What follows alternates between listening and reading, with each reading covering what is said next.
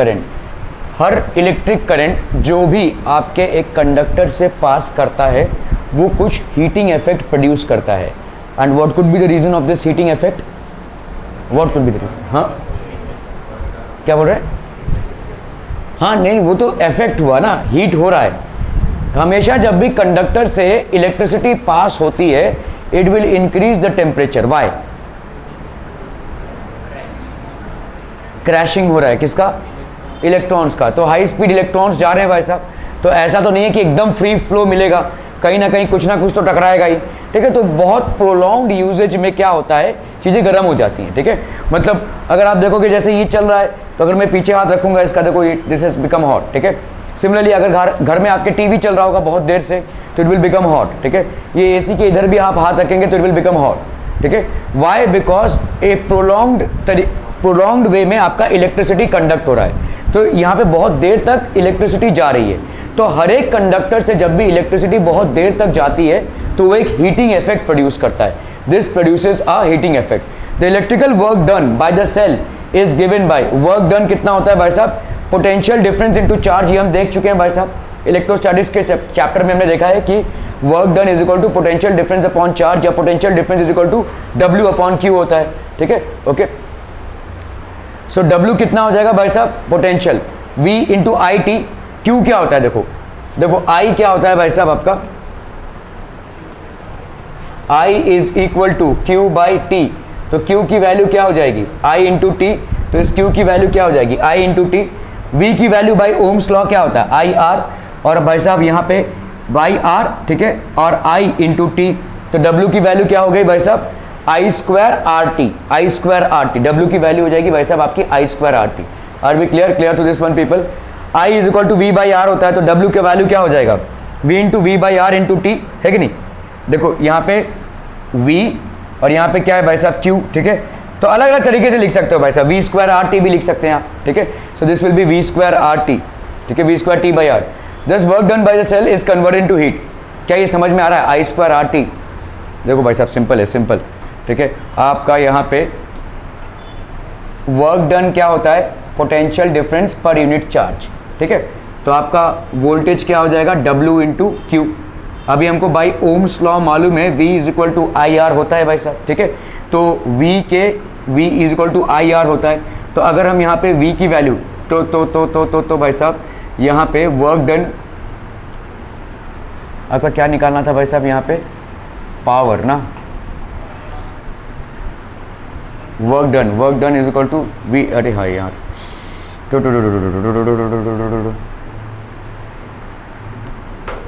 Okay. So work done basically is equal to V into क्यू. हमने देखा था भाई साहब potential difference is the work done in carrying a unit amount of charge.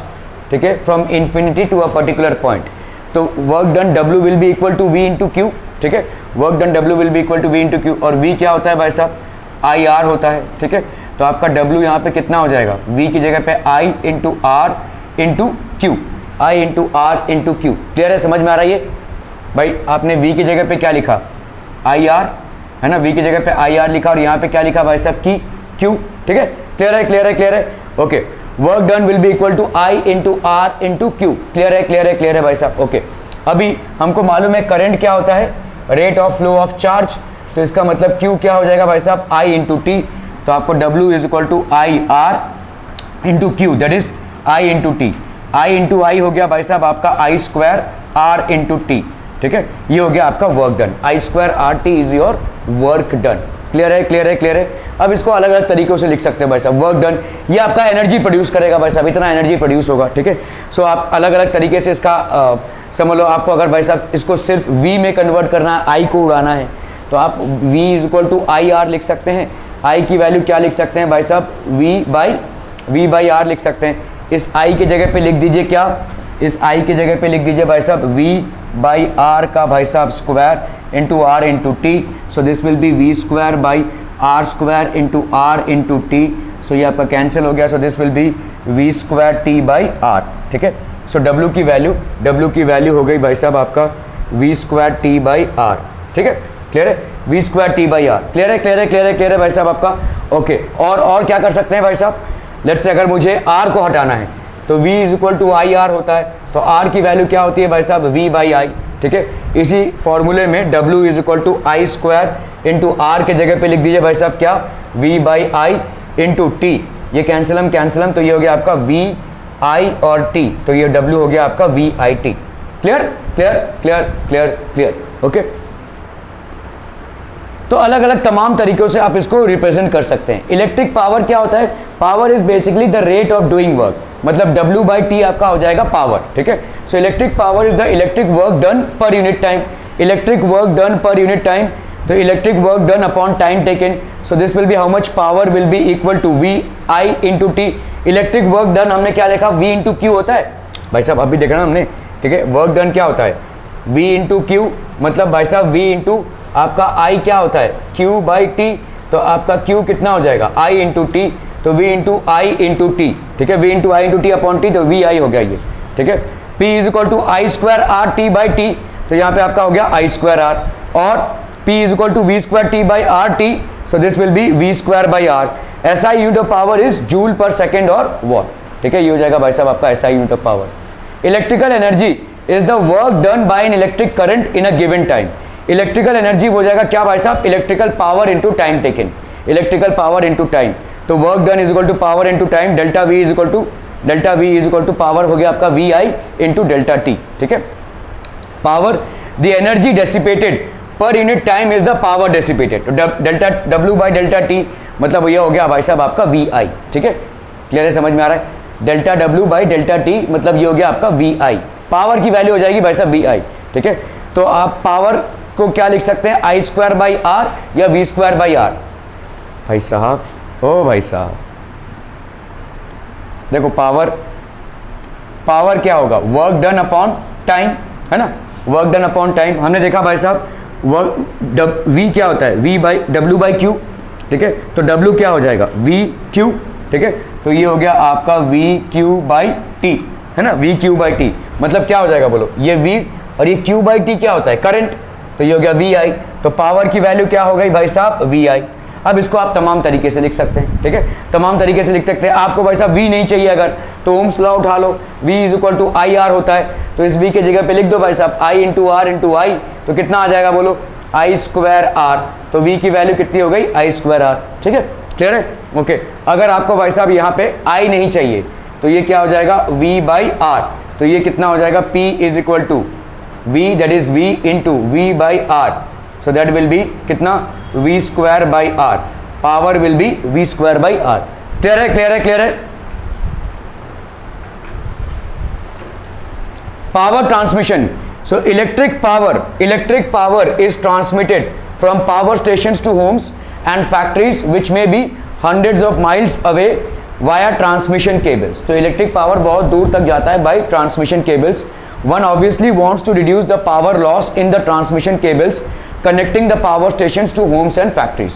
तो भाई साहब कोई भी, it will reduce the power loss in transmission cables connecting the power stations to homes and factories. तो किसी को भी भाई साहब ट्रांसमिशन, तो इसको अगर लॉस को अवॉइड करना है तो हम क्या करेंगे, ठीक है। तो जितना ज़्यादा आपका भाई साहब, तो यहाँ पे क्या है देखो, consider a device R to which a power P is to be delivered via transmission cables having a resistance RC to be dissipated by it finally, ठीक है। तो आपका भाई साहब यहाँ पे कितना हो जाएगा, if V is the voltage across R and I is the current through it, तो पावर हमने देखा, पावर क्या होता है, VI होता है, power is equal to VI, अभी हमने देखा, ठीक है, okay. So the connecting wires from the power station to divide has a finite resistance of RC, power station से भाई साहब, तो यहाँ पे कितना हो जाएगा, PC, that is the power dissipated in the connecting wires which is wasted is equal to I square। मतलब समझ रहे हैं, यहाँ पे देखो, यहाँ पे कोई इलेक्ट्रिकल गैजेट है, लेट्स से ये R है, इलेक्ट्रिकल गैजेट का आप, ठीक है, तो let's say this is basically an electrical gadget. इस इलेक्ट्रिकल गैजेट को रन करने के लिए आपको टोटल पावर कितना चाहिए, P। इस इलेक्ट्रिकल गैजेट को हर एक, देखो जैसे LED बल्ब्स के पावर होते हैं, ठीक है, तो आपका इंटरैक्टिव पैनल का एक पावर है, इसका एक पावर है, AC का एक पावर है, every electrical gadget basically operates on a certain amount of power. Now power house है यहाँ पे, ठीक है, पावर हाउस है मतलब यहाँ पे आपका है electrical power house, this is basically electrical power house जहाँ पे एनर्जी जनरेट हो रही है। यहाँ से इस गैजेट तक भाई साहब हमको कितना पावर पहुँचाना है, P पहुँचाना है, ठीक है। तो भाई साहब हवा में तो जाएगी नहीं electricity, so we will have to do what, we will have to do what, we will have to connect it by a wire. ठीक है, हमको यहां तक कितना पावर पहुंचाना है, P। समझ लो इस वायर का, हर कंडक्टर का अपना एक रेजिस्टेंस होता है भाई साहब, RC। ठीक है, करंट समझ लो, इस पावर P को जनरेट करने के लिए जो करंट आपको यहां तक सप्लाई करनी है वो है I। तो इसका मतलब यहां पर कितना पावर जा रहा है आपका, how much is the power consumed here. देखो P क्या होता है भाई साहब, VI होता है, जिसको हम I²R भी लिख सकते हैं, है ना। P आपका VI होता है, जिसको हम I²R भी ले सकते हैं। तो आपका केबल्स में, that is the power consumed in the cables itself is equal to I²RC। तो मतलब अगर आपका टोटल पावर इस इलेक्ट्रिकल गैजेट तक P होना चाहिए, ठीक है, तो इसका मतलब टोटल पावर आपका जो पावर हाउस से चलेगा वो कितना होना चाहिए।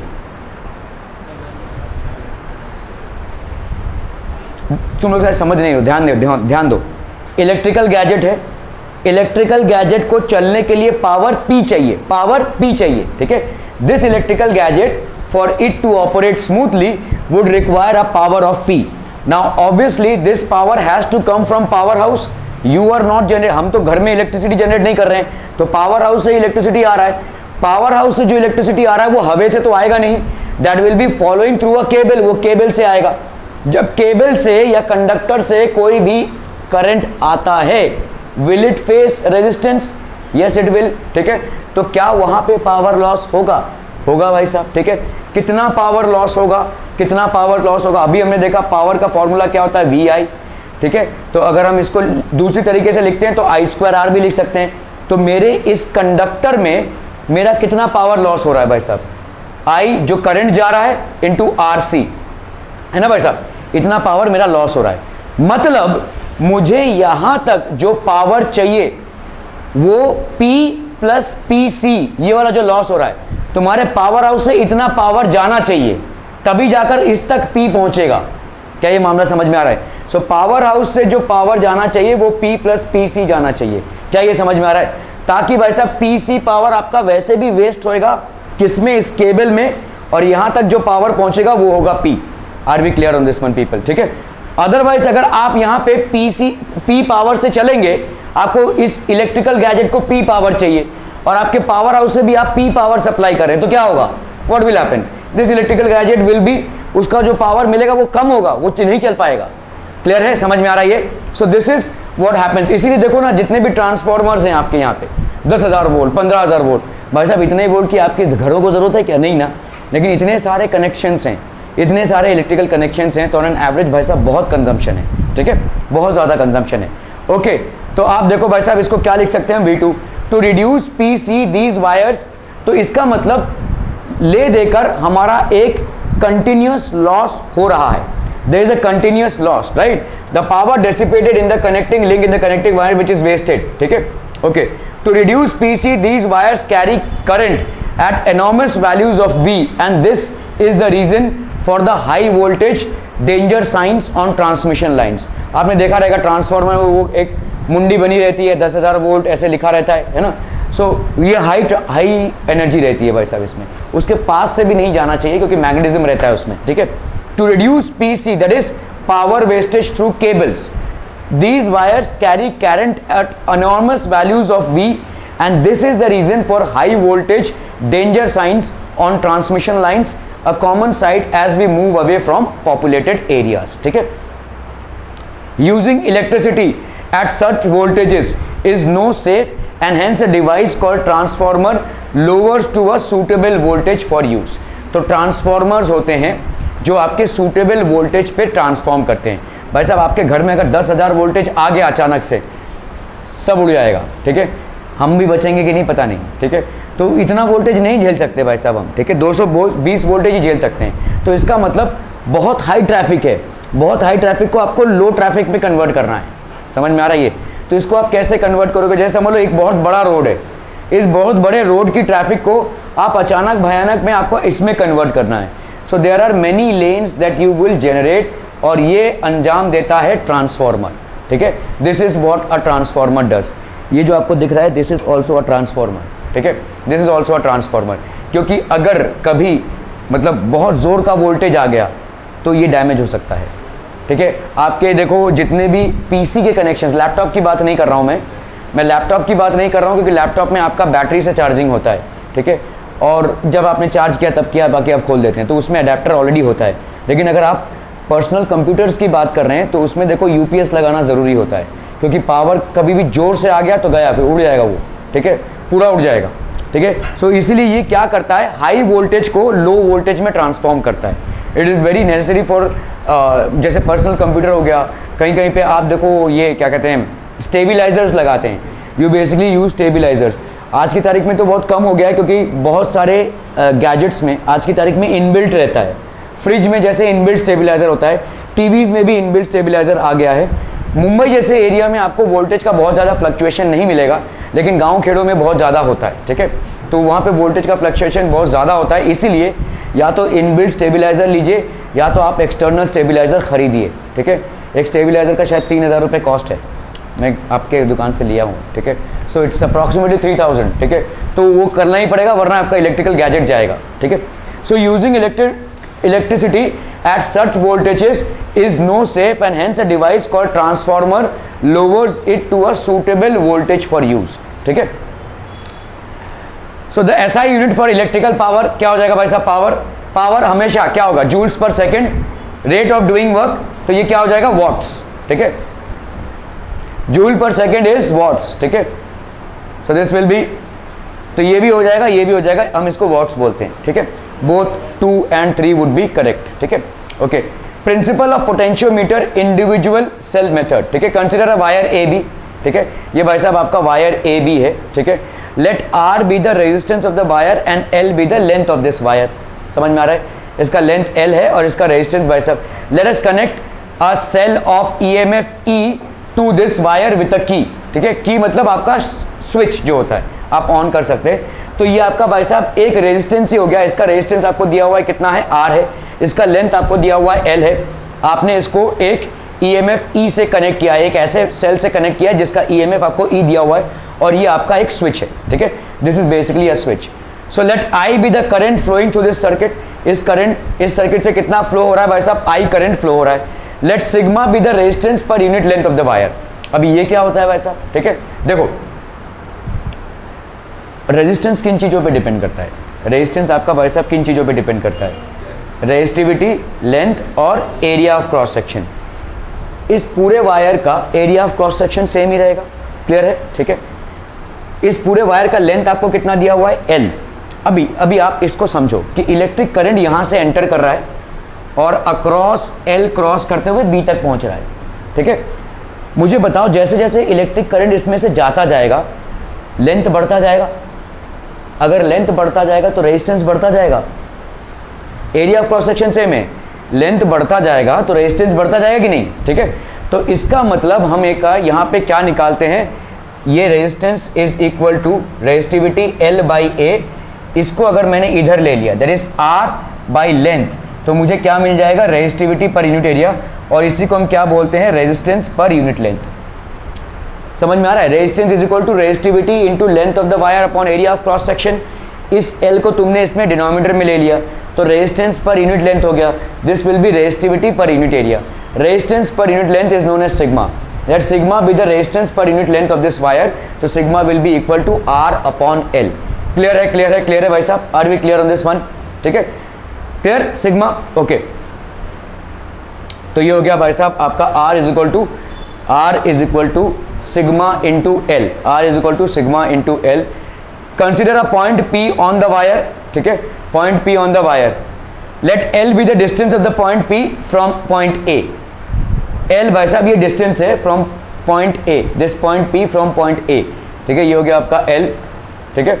Late are A P be the resistance of the wire A P, ठीक है, तो इसका मतलब क्या हो जाएगा, this will be R A P will be equal to sigma into L, sigma into L, ठीक है, क्लियर है, sigma into L. So this will be how much, R A P is equal to sigma into L. Let V A P be the potential difference between the points A and P. We know that V is equal to I R, तो V A P is equal to I R A P. V A P मतलब कितना हो जाएगा आपका, I R A P, तो V A P is equal to I, ठीक है, I into sigma into L. Clear है, समझ में आ रहा है भाई साहब। देखो potential difference of AP will be equal to I into resistance of AP। पूरा नहीं ले रहे हम, रेजिस्टेंस ऑफ AP कितना हो जाएगा आपका, आपने देखा भाई साहब रेजिस्टेंस पर यूनिट लेंथ कितना है R/L, तो इस लेंथ के लिए कितना हो जाएगा R/L इंटू L, मतलब सिग्मा इंटू L। इसकी वैल्यू कितनी है सिग्मा, तो सिग्मा इंटू L हो जाएगा इसका रेजिस्टेंस, ठीक है। तो यही ले रहे हैं, देखो resistance of AP will be sigma into L, और ये हो गया आपका I, VAP will be equal to I sigma into L, और RAP कितना है भाई साहब आपका सिग्मा इंटू L, तो potential difference will be equal to I into sigma into L, ठीक है। Where I and sigma are constants, constant है क्यों, सिग्मा भाई साहब रेजिस्टेंस पर यूनिट लेंथ है, ठीक है, ये आपका कांस्टेंट ही रहेगा किसी भी सब्सटेंस के लिए, ठीक है, जब तक आपका area of cross section constant. देखो कांस्टेंट क्यों है, देखो इसको समझो, सिग्मा कांस्टेंट क्यों है, why is it a constant, क्योंकि आपका देखो सिग्मा किससे बना हुआ है R/L से, आपका R क्या है, R is equal to resistivity into L/A, ठीक है, तो R/L क्या हो जाएगा, resistivity upon this, resistivity material specific होती है तो ये तो कांस्टेंट होगा ही। और अगर भाई साहब आपने ऐसा तार लिया है जिसका क्रॉस सेक्शन आपका सेम रहने वाला है तो ये भी एक कांस्टेंट हो गया, इसीलिए सिग्मा एक कांस्टेंट हो गया। Sigma is resistance per unit length, hence it will be a constant, ठीक है। तो potential difference across the points AB that will B I sigma into L, sigma हो गया तुम्हारा रेजिस्टेंस पर यूनिट लेंथ और L is the length of this portion of the conductor, ठीक है। तो अगर हम यहां पे कांस्टेंट्स को हटा दें, क्योंकि सिग्मा तो आपका कांस्टेंट है और I भी आपका कांस्टेंट है, अगर इनको हटा दें तो VAP will be directly proportional to L, ठीक है। The potential difference between any two points of the potentiometer wire carrying steady current is directly proportional to the length of the wire between these two points. Potential gradient is defined as the potential drop per unit length, ठीक है। तो आपका VAP is directly proportional to N, ठीक है, VAP upon L is equal to K, ठीक है। So where K is the potential gradient of the wire, potential gradient हो जाएगा वायर का। Uses of potentiometer, हम क्या, तो पोटेंशियोमीटर बेसिकली क्या करता है, देखो VAP by L ये हो जाएगा आपका K, ठीक है भाई साहब, VAP by L this will be a constant K, ठीक है, and this will be potential gradient is defined as a potential drop per unit length. तो भाई साहब पोटेंशियल आपका ड्रॉप होता रहेगा, ठीक है, पोटेंशियल आपका ड्रॉप होता रहेगा per unit length, potential drop per unit length is known as the potential gradient, where k is the potential gradient of the wire. Clear है, समझ में आ रहा है ये, ठीक है। सो आप कहीं पे भी आपके अगर पूछा जाए कि भाई साहब ये एक वायर है, यहाँ पे बताओ पोटेंशियल ग्रेडियंट कितना है, मतलब कितना पोटेंशियल ड्रॉप हुआ, ठीक है, पोटेंशियल इन दोनों पॉइंट्स का अपॉन L इस लेंथ का, this will be given as the potential gradient, ठीक है। Uses a potentiometer to measure EMF of a cell, ठीक है, to compare EMF of two cells to determine internal resistance of a cell. तो किसी भी cell का internal resistance को हम इससे डिटरमिन कर सकते हैं, ठीक है, और क्या डिटरमिन कर सकते हैं, EMF एक सेल का उसको भी डिटरमिन कर सकते हैं, and to compare EMF of two cells, दो सेल्स के EMF को भी हम कंपेयर कर सकते हैं, ठीक है। So these are the uses of a potentiometer. Comparison of EMFs of two cells, consider a uniform manganin wire AB fitted on a potentiometer, ठीक है। तो आपका समझ लो ये पोटेंशियोमीटर है, किसी ने यूज किया प्रैक्टिकल्स में पोटेंशियोमीटर यूज किया है, अरे वाह, ठीक है। तो क्या होता है यहाँ पे देखो एक स्केल होता है, ऐसा वुडन स्केल टाइप का होता है, ठीक है, ये आपका भाई साहब स्केल है, मतलब अगर ये 10 मीटर हुआ, 10 मीटर नहीं होगा, मतलब 1 मीटर का वायर हुआ, 1 2 3 4 मीटर हो गया भाई साहब टोटल वायर, ठीक है, समझ में आ रहा है ये, तुम लोगों ने नहीं किया है, अच्छा सिर्फ वही मुंडी ला रहा है, मतलब उसी ने किया है, अच्छा खिमजी पहलन छेड़ा में वही आता है क्या भाई साहब, ओके। तो आपका यहाँ पे ये हो गया आपका रेजिस्टेंस, ये रेजिस्टेंस मतलब RH मतलब क्या होता है, रेजिस्टेंस मतलब जिनकी रेजिस्टेंस क्या हो, वेरिएबल हो, ठीक है। आप भाई साहब यहाँ पे कैसे, ये जो this is basically a key और a jockey which you can move, तो this jockey when it is moving, ठीक है, ये आपका क्या दे देगा भाई साहब, this will basically give you a variable resistance, क्योंकि लेंथ के हिसाब से रेजिस्टेंस आपका अलग अलग आ जाएगा, ठीक है, okay. So let us connect a battery of EMF E, आपका बैटरी कनेक्ट किया है, प्लग की ये तो आपका स्विच हो गया, with a rheostat RH which has got variable resistance to this wire, ठीक है, ओके ओके ओके। और आपने भाई साहब यहाँ पे क्या कनेक्ट किया है, let E1 and E2 be the EMFs of two cells to be compare, ठीक है। आप यहाँ पे दो सेल के ईएमएफ को कंपेयर कर रहे हैं, तो यहाँ पे E1 हो गया, यहाँ पे E2 हो गया, यहाँ पे दो स्विचेस हो गए K1 एंड K2, ठीक है। क्लियर है, क्लियर है, क्लियर है with the EMFs of the two cells, क्योंकि अभी हमने देखा पोटेंशियोमीटर का एक यूज क्या है, to compare the EMFs of two cells. So what we are doing is comparing the EMFs, ठीक है। ओके, अभी हमने यहाँ पे क्या किया भाई साहब, the common terminal of the keys K1 and K2 is connected to a galvanometer and to a jockey, ठीक है। ये जो जॉकी है बेसिकली इसको आप कहीं भी मूव कर सकते हैं, ऐसे यहाँ पे। तो देखो आपका लेंथ समझ लो, मैंने उठाकर इसको यहाँ रख दिया, ठीक है, यहाँ रख दिया, तो अभी लेंथ को कैसे समझ लो, ये अगर चलो बीच में रखते हैं यहाँ पे, ठीक है, जस्ट इन केस, तो आपका समझ लो ये कितना हो गया 1 मीटर का, ये हो गया भाई साहब 2 मीटर का, और ये कितने का हो जाएगा भाई साहब 2.5 मीटर का। समझ में आ रहा है ये? तो इस तरह से आपको रीडिंग मिल जाएगी, ठीक है, क्लियर है। ओके, इसको आप मूव कर सकते हैं पूरे वायर में, आप कहीं भी मूव कर सकते हैं, ठीक है। ओके, चलिए भाई साहब देखते हैं अभी। नाउ की K1 इज क्लोज्ड, ठीक है, K1 को क्लोज किया, ये भी क्लोज्ड है, वो वाला आपका ओपन है अभी तक, ठीक है। नाउ की K1 is closed end the current I is passed through the circuit. So obviously current I आपका सर्किट से पास हो रहा है, this current is passing through the circuit. Jockey is touched at different points on the wire, इस पूरे wire में अलग अलग पॉइंट पे जॉकी को टच किया जा रहा है। The null point P is obtained for which the galvanometer shows no deflection. आप क्या करेंगे, इसको वैसा अलग अलग पॉइंट्स पे इसको टच कराते हुए जाएंगे, और एक पर्टिकुलर पॉइंट पे आपके गैल्वेनोमीटर में कोई डिफ्लेक्शन नहीं दिखेगा, ठीक है। जब तक गैल्वेनोमीटर में डिफ्लेक्शन दिख रहा है तो एक रिजल्टेंट करंट सर्किट से फ्लो हो रहा है। जैसे ही गैल्वेनोमीटर में कोई करंट आपको नहीं दिखेगा, इसका मतलब क्या हो जाएगा, रिजल्टेंट करंट ही फ्लो नहीं हो रहा है, ठीक है, there is no current which is flowing, ठीक है। तो आप late this length be L1, समझ लो हमने यहाँ पे भाई साहब इसको टच करवाया और गैल्वेनोमीटर में नो डिफ्लेक्शन पॉइंट आ गया, ठीक है। Let this length be L1। Okay, अभी हम देखो क्या करेंगे, as no current flows through the cell E1। इसका मतलब क्या है, देखो करंट सर्किट से तो जा रहा है लेकिन E1 से कोई करंट नहीं जा रहा है, समझ में आ रहा है। देखो देखो करंट का पाथ देखो, यहाँ पे यहाँ से गया भाई, यहाँ से जा रहा है ना भाई साहब, करंट अपना पाथ कर रहा है, करंट इज गेटिंग इस ईएमएफ की वजह से। देखो ये करंट चला, यहाँ से जा रहा है भाई साहब, ये सर्किट तो कंप्लीट है भाई साहब, करंट तो जाएगा, लेकिन कैसे आपका गैल्वेनोमीटर में जीरो रीडिंग दिखा रहा है, क्योंकि इसका मतलब क्या हुआ है, इस पॉइंट और इस पॉइंट के बीच में आपको गैल्वेनोमीटर में जीरो दिखा रहा है, तो इसका मतलब इस सर्किट में अभी कोई करंट नहीं जा रहा है। लेकिन करंट का पाथवे अभी भी कंप्लीट है, करंट का पाथवे अभी भी कंप्लीट है, यहां से इस रास्ते में कोई करंट नहीं जा रहा है। क्लियर है, समझ में आ रहा है ये? Are we getting this people? As no current flows through the cell E1। ध्यान दो, यहां पे E से करंट जा रहा है, E से करंट जाते हुए ये गया और ये गया और ये आया, फिर से ऐसे जा रहा है। आप बोलोगे भाई साहब यहाँ पे भी करंट जाना चाहिए, यस जाना चाहिए, आपको दिखेगा गैल्वेनोमीटर में ऐसा डिफ्लेक्शन दिखता रहेगा। यहाँ पे अभी कोई करंट नहीं जा रहा है क्योंकि ये स्विच क्लोज्ड है, लेकिन ये करंट ऐसे जाकर ये ऐसे जा सकता है ना भाई साहब, ठीक है।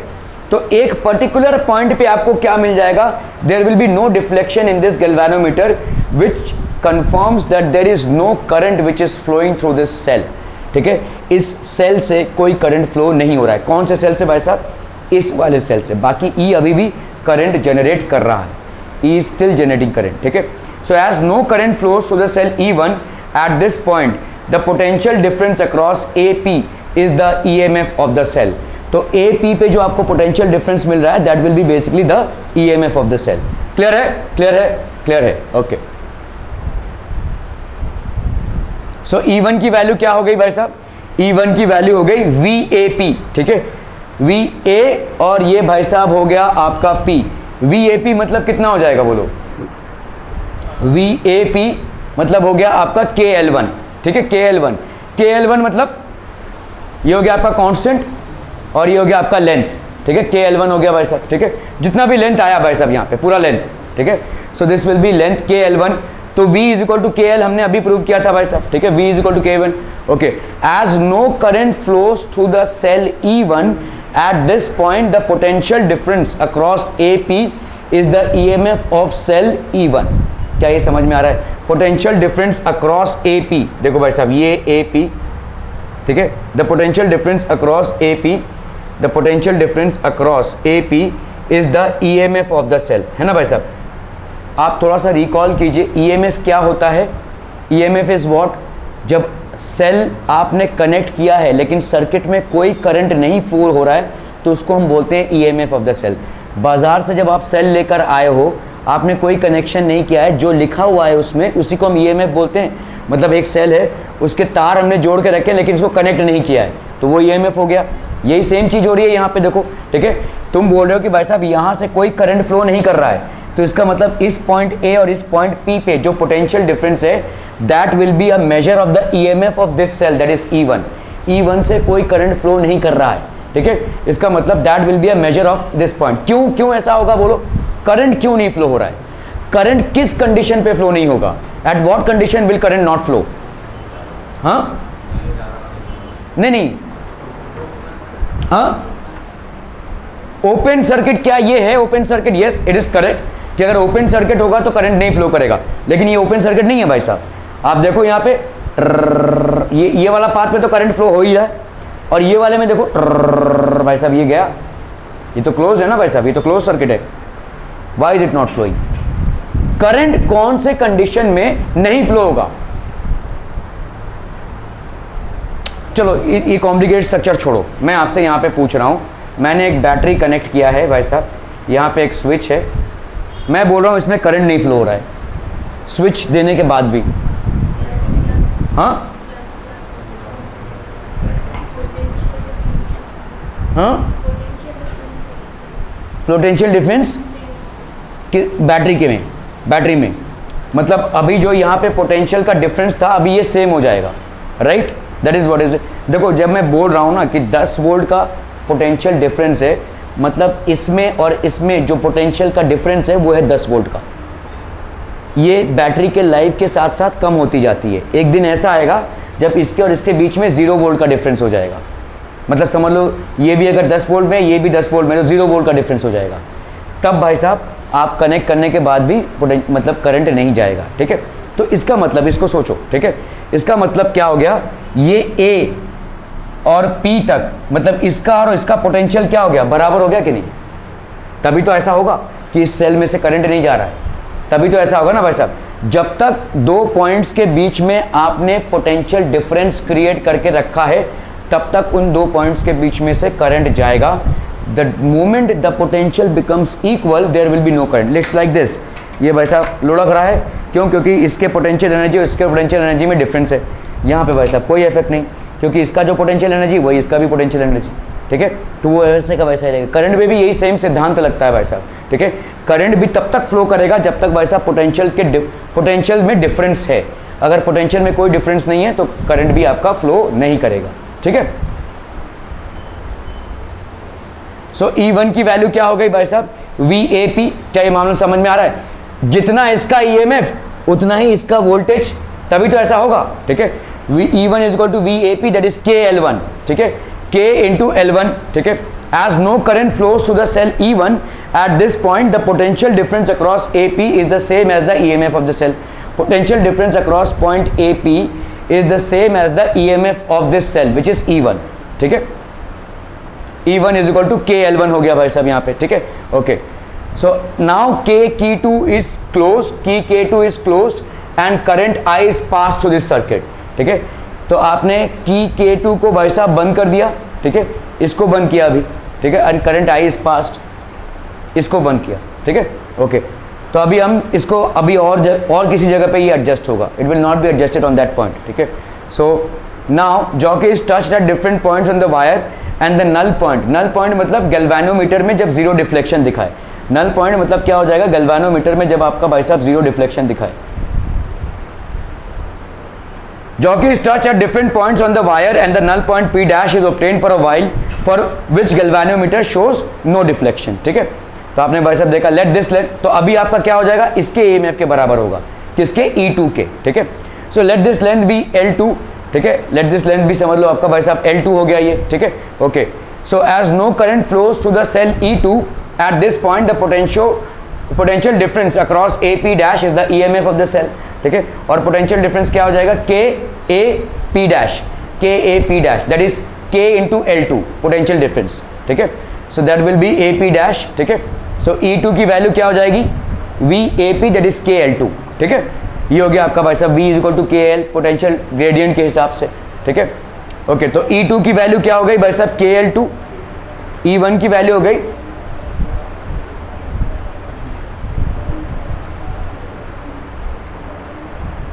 डिवाइड कर दिया तो L2 बाई L1 हो गया, क्लियर है। डिवाइड कर दिया तो भाई साहब E2 by E1 will be equal to L2 by L1। क्लियरम भाई साहब, okay okay okay. As no current flows dividing 1/2, K और K कैंसिल, क्योंकि K की वैल्यू हमको मालूम नहीं है। So we can get the ratio of the EMFs, E1 by E2 will be equal to L1 by L2। तो दो cell दे दिया है आपको शायद दोनों सेल का EMF नहीं मालूम है, लेकिन पोटेंशियोमीटर को यूज करते हुए आप दोनों का EMF फाइंड आउट कर सकते हैं। कैसे?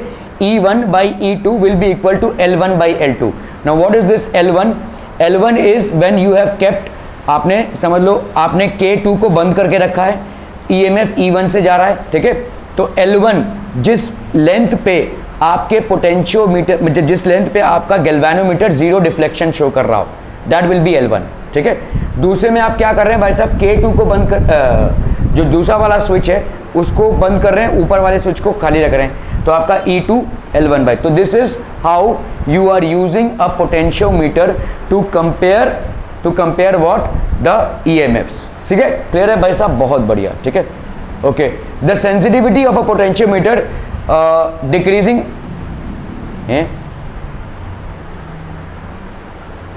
decreasing the length of the potentiometer wire, increasing the potential gradient on its wire, increasing EMF of the battery, decreasing potential gradient on this wire। sensitivity मतलब वो और ज़्यादा accurate reading कब देगा। potential gradient हमने क्या देखा भाई साहब, V by X, ठीक है। अगर हम इसको भाई साहब कम कर दें तो ये है ना आपका potential gradient V by L, ठीक है। इसको अगर हम रिड्यूस कर दें तो आपका सेंसिटिविटी बढ़ जाएगा। भाई साहब ये क्या है आपका पोटेंशियल ग्रेडियंट है ना, ठीक है।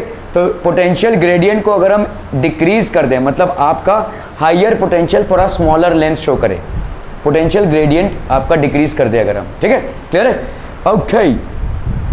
Potentiometer is an ideal instrument because no current is drawn from the source of the unknown EMF। E1 और E2 देखो अननोन EMF है आपका, ठीक है, okay.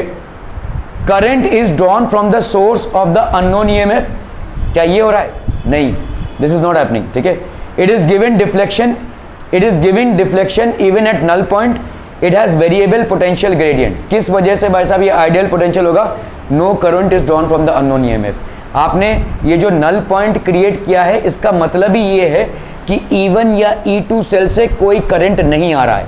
there is no current which is coming either from cell E1 or E2 and that is the reason potentiometer is effective, और इसीलिए भाई साहब आपका पोटेंशियोमीटर इफेक्टिव होगा, ठीक है।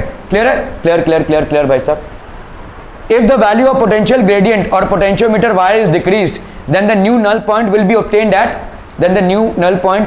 obtained at lower length, ठीक है। higher length, same length, nothing can be said।